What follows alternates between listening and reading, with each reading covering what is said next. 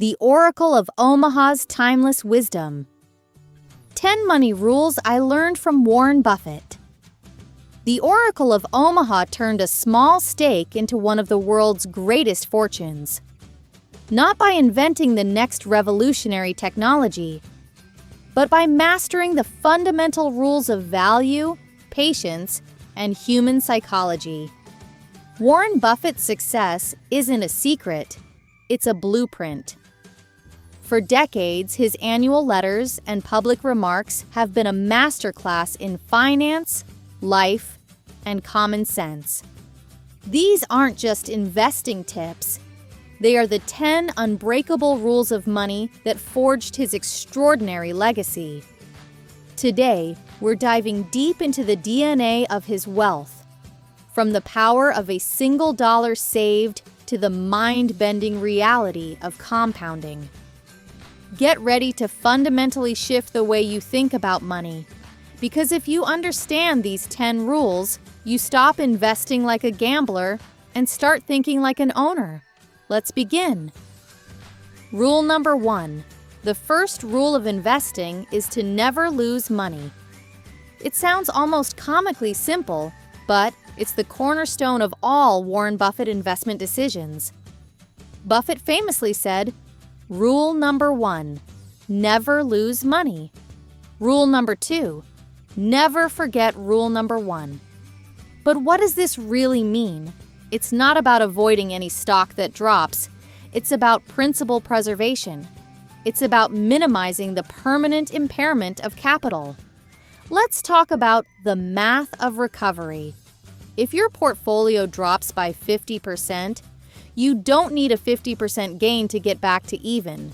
You need a staggering 100% gain. Losing money doesn't just hurt your current balance, it severely damages your future capacity to compound. Think about the margin of safety. This rule is why Buffett only buys companies that trade for far less than his calculated intrinsic value. That difference, that gap, is his margin of safety. It's his financial insurance against unforeseen business challenges or economic downturns. It allows for mistakes without suffering permanent loss. The greatest risk in investing isn't volatility, it's the risk of being forced to sell a high-quality asset for a pittance. Buffett's entire career is a testament to the fact that conservative offense beats reckless defense every single time. Rule number 2, be fearful when others are greedy, and greedy when others are fearful. This is the contrarian's creed. It's the psychological rule that separates the amateurs who follow the crowd from the professional owners who capitalize on its madness. If you know about market insanity, you'd understand that when everyone is celebrating and assets are priced for perfection, that is greed. Prices are high, and the potential for a decent return is low, and what the wiser investor does? This is when Buffett sits on the sidelines, patiently holding cash. Now, let's talk about seeing crisis as opportunity. When the market panics, when the headlines are terrifying, and investors are dumping great companies at any price. That is fear. This is when a wiser investor like Buffett gets greedy. He sees high-quality assets on sale, and he moves in decisively. Case study. Think back to the financial crisis of 2008. While the world was collapsing, Buffett invested billions into Goldman Sachs and Bank of America, demanding favorable terms. He used his strong balance sheet and his unwavering clarity to negotiate deals that were unavailable to anyone else, because he was one of the only people willing to step in. This rule is less about the stock market and more about human nature. To win in the long run, you must be willing to look foolish in the short run. Rule number 3, buy a business, not a stock certificate. Most people treat stocks like lottery tickets or trading cards. Buffett treats them like exactly what they are: fractional ownership of a real income-producing business. Owner's mentality. If you were buying a full business, you'd investigate everything: the management team, the competitive landscape, the balance sheet, the product's enduring relevance. Buffett applies this same intense scrutiny when buying a single share of a public company. The key question, Buffett's key question is, if the stock market shut down for 5 years, would I still be happy owning this company? If the answer is no, it's not a true investment. It's speculation. He looks for companies with a durable competitive advantage or a moat. This moat can be low-cost production, like GEICO, a strong brand, like Coca-Cola, or network effects, like credit card companies. The moat protects the company's profits from competitors, ensuring its value endures for decades. Stop watching the ticker tape and start analyzing the product, the customer, and the competitive environment. The stock price is merely a volatile opinion. The business's fundamentals are the cold, hard reality. Rule number 4. Price is what you pay. Value is what you get. This is the central thesis of value investing, a philosophy honed by Buffett's mentor, Benjamin Graham. Most people confuse price with value. They are profoundly different things. The price is the number you see on the screen, what the last frantic buyer or seller agreed upon. It is often irrational, emotional, and disconnected from reality. The value is the true, underlying worth of the business. The discounted sum of all the cash flow the business is expected to generate from now until the end of time. It is a calculation, not an emotion. Buffett's goal is to buy businesses whose intrinsic value is significantly higher than the current price. When you are buying assets for less than they are worth, it is mathematically difficult to lose money and mathematically certain that you will make a profit over time. Investing isn't about finding great companies. It's about finding great companies at great prices. A fantastic company purchased at a too high price is a mediocre investment. A good company purchased at a fantastic price is often a great one. Rule number 5. Don't run with the crowd, run alone. Every financial bubble, from the dot-com craze to the housing crisis, was fueled by the powerful, almost magnetic force of herd mentality. Buffett is allergic to the crowd. The media, the commentators, and the hot stock newsletters are focused on the next 3 months. Buffett is focused on the next 30 years. Your investment success is inversely proportional to the amount of attention you pay to daily market news. Ignore the noise. If you are trying to beat the market by trading based on breaking news, you are competing with algorithms, high-frequency traders, and professional Wall Street analysts who have access to information seconds before you do. You cannot win that game. Have the long view. Warren Buffett's portfolio is a collection of companies he is comfortable owning forever. When the stock market is acting like a casino, he treats it like an appliance store, an occasionally useful place to pick up bargains, but not a place to spend his entire day. The greatest predictor of your investing success is not your intelligence or your education. It is your temperament, your ability to disconnect from the emotional tide of the market and stick to your well-researched plan.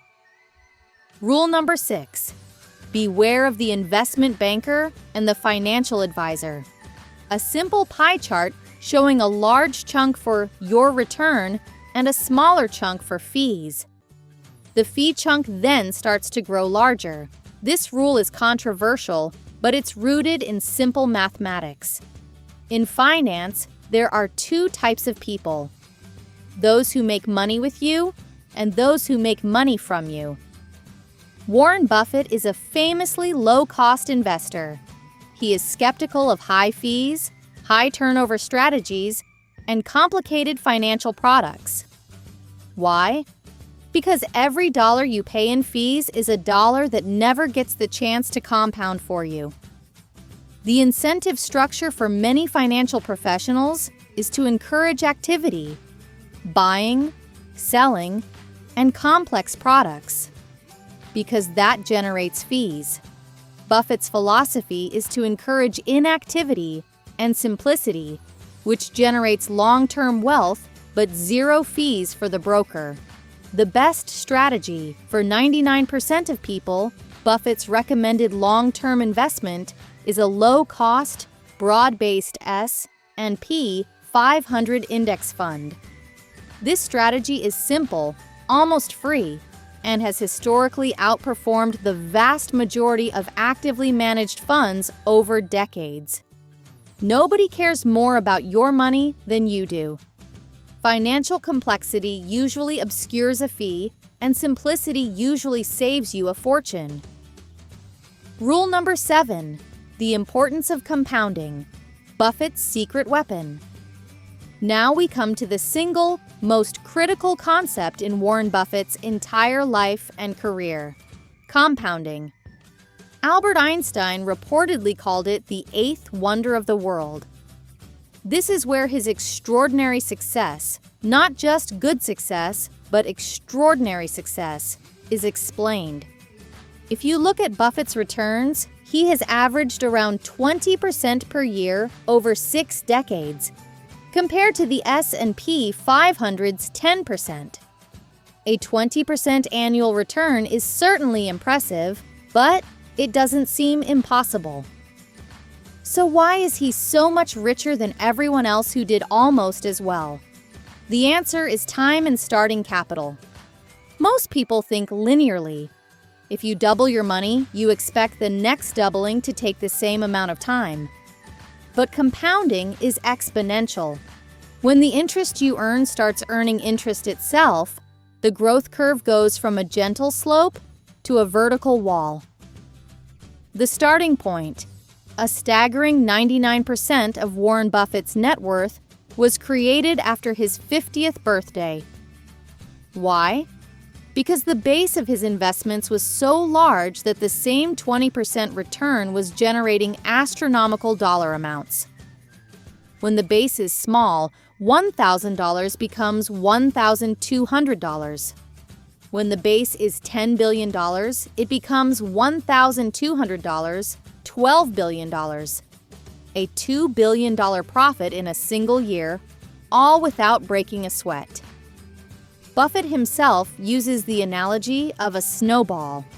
To get a truly massive snowball, you need 2 things: wet snow, a good rate of return, and an incredibly long hill, time.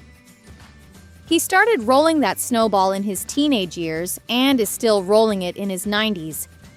He is not just a great investor, he is the world's greatest compounder, which is a testament to longevity, health, and a singular focus on the long term.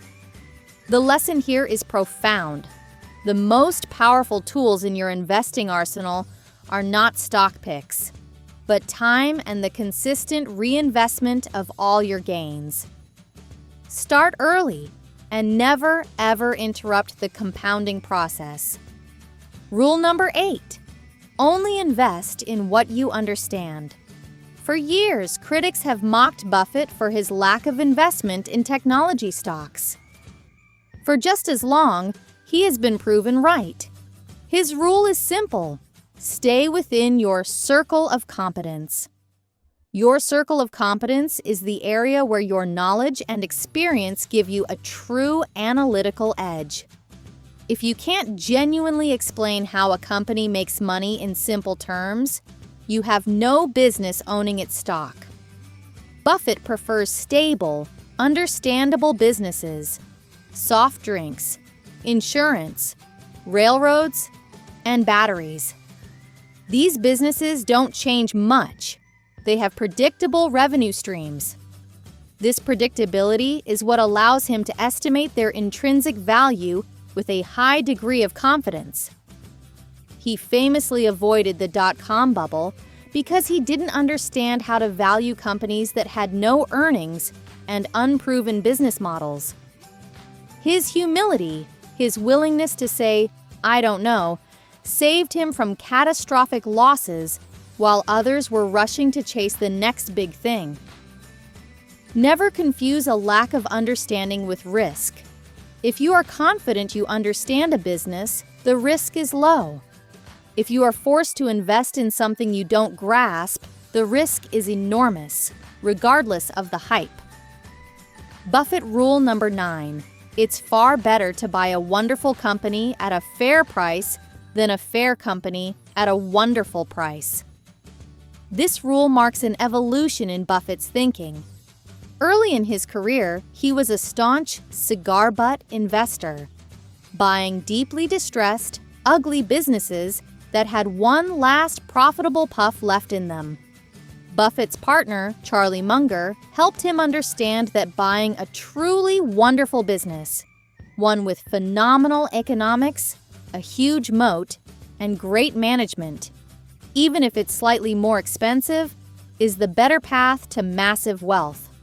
A wonderful company can overcome a slightly high purchase price because the compounding of its intrinsic value will carry it to greatness. A fair company, even if cheap, is constantly fighting mediocrity. Buffett made a huge portion of his wealth on Coca-Cola, a classic example of a wonderful, high-quality business. He paid a fair price, but the enduring strength of the brand and its global reach delivered returns that no cigar butt company ever could. You want the stock you buy today to be a bigger, stronger, and more dominant business in 10 years. Only truly wonderful companies can achieve that kind of continuous, self-reinforcing growth. Rule number 10. The best investment you can make is in yourself. The last rule is the most personal and perhaps the most powerful. Buffett believes that the most significant asset you own is you, your knowledge, your skills, and your health. Anything you invest in your own talent, whether it's learning a new skill, improving your communication, or getting further education, can never be taxed away, can never be taken from you, and will never become obsolete. The better you become at your trade, the higher your income potential, and the more money you have available to start and feed the compounding machine of your portfolio. Your earning power is the fuel. Buffett attributes much of his professional success to a public speaking course he took early in his career. He overcame a crippling fear and, in doing so, unlocked his ability to persuade, lead, and negotiate, skills that directly translated to better business deals. Invest in your mind, your health, and your communication skills. The compound interest you earn on the portfolio of you will ultimately dwarf the returns from any stock market investment. We've unpacked the 10 rules of money from Warren Buffett just like that, and we notice something critical. Only a few of them are about stocks. The rest are about psychology, temperament, patience, and quality. The real takeaway: Buffett's success is a triumph of consistency and sanity over brilliance and complexity. He did the simple, smart things for an extraordinary length of time. Your mission, your task is not to find the next Amazon or Google. Your task is to start the compounding engine now, feed it with consistent, low-cost capital, and refuse to interrupt it with fear or greed. The Oracle has given you the blueprint. It is now up to you to begin rolling your own snowball down the longest hill you can find. If this video has changed how you view money, hit the like button and subscribe for more deep dives into financial wisdom. Which of these 10 rules will you apply first? Let me know in the comments below. Would you like me to take any specific section, like the explanation of Rule 7, compounding, and expand it further with more analogies and detail to help you quickly reach your goal? Chat me in the comments below. I'll read every comment. Keep learning and growing. Keep improving yourself every single day. Love you and love the process of building your future self, the man or the woman who will always be proud you. Thank you for watching.